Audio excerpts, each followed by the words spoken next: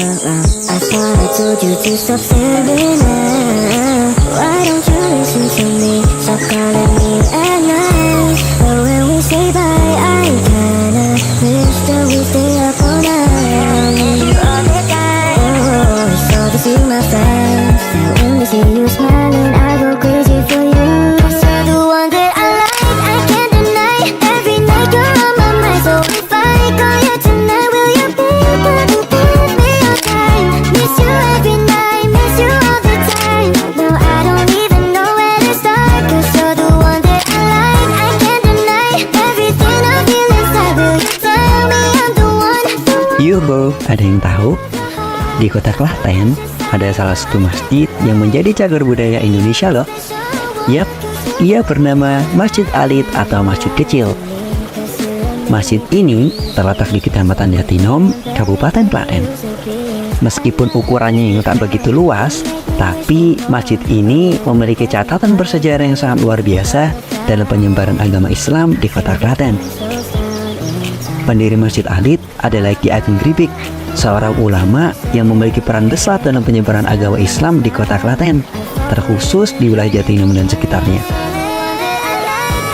Di sisi lain, beliau juga terkenal karena tradisi Gebar Apem Jagowi.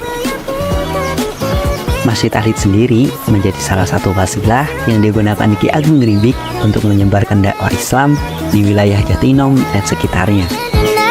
Everything I feel inside, will you tell me I'm the one? The one inside of your heart. You're so precious, I know I can't deny that, baby, you're my special one. 'Cause you're the one that I like. Nah, Kiai Ageng Gribik yang dimakamkan di Jatinangor ini masih Trah Brawijaya 5. Ya, jadi masih kaitannya dengan Mojopahit.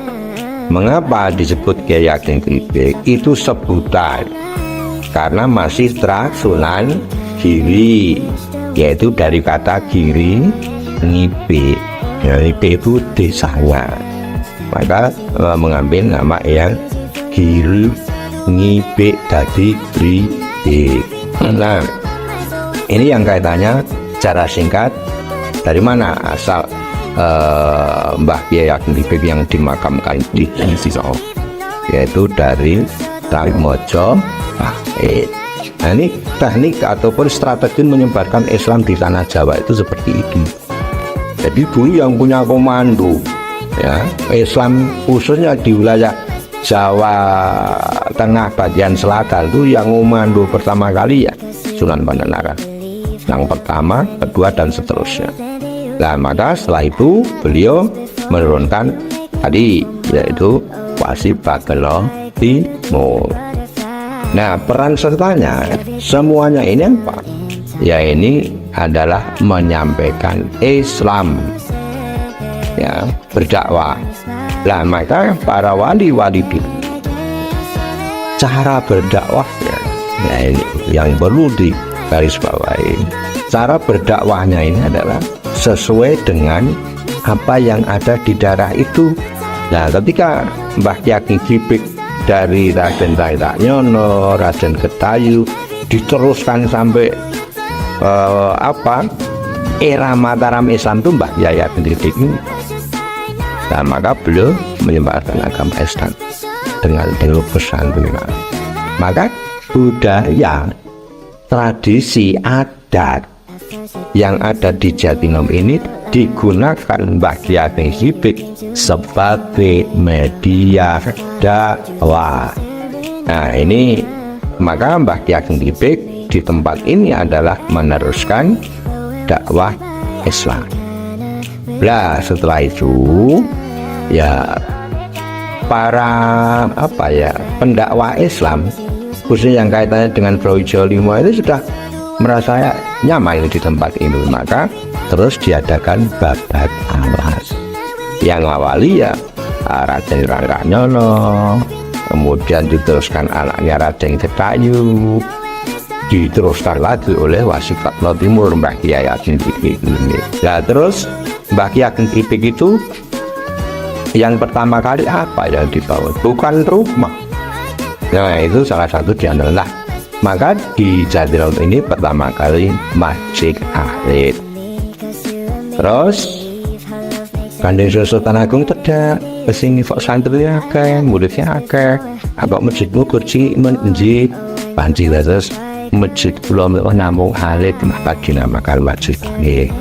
Ya wis kok gawe masjid sing luwih gedhe nang ngiring kula niku gawe masjid Kediri ini. Nah, terus kaitannya dengan lah kapan? Siapa yang membangun Masjid Alit?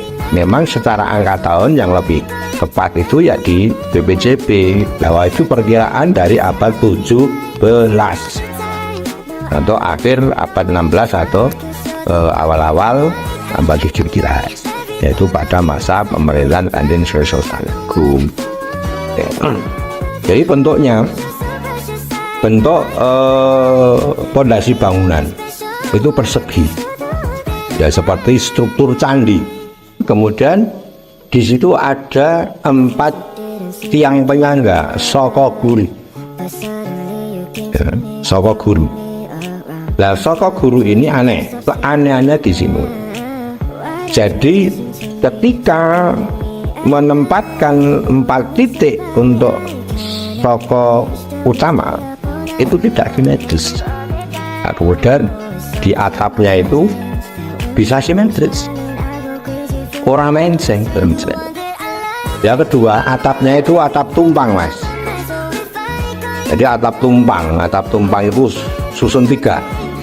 Nah, maka terus unsur Islam masuk. Nah, tahap telu ki apa? Iman, Islam, ihsan. Intinya para wali. Nah, jadi 1, 2, 3 baru mustaka. Lah mustaka Jatinangor itu yang paling unik. Bentuknya mustaka ini adalah kluwean.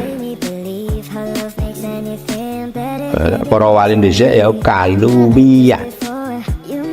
Jadi bentuknya ya segi 4, ya apa piramid segi 4 itu ya ada sulur-sulurnya.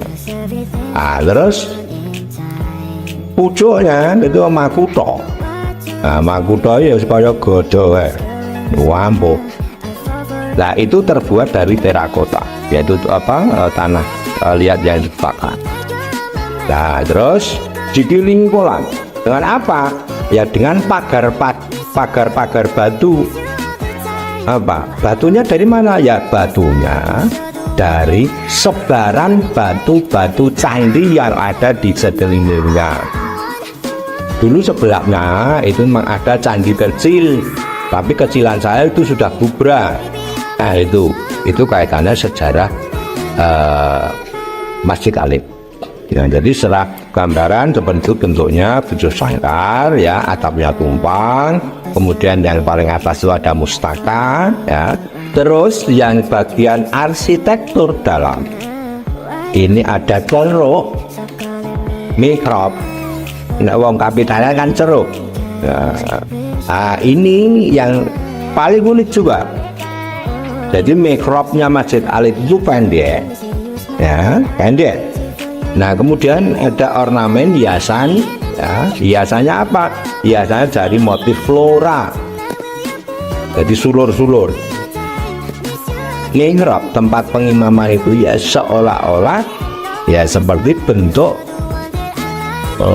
pintuan.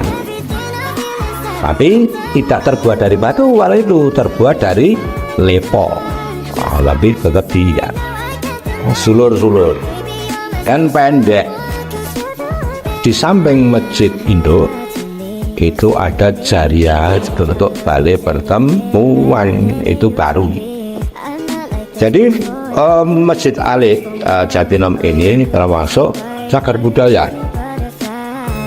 Itu yang ngurusnya adalah BPJP Jawa Tengah. Nah, terus fungsinya masih sama, digunakan untuk 5 waktu. Cause girl, when you smile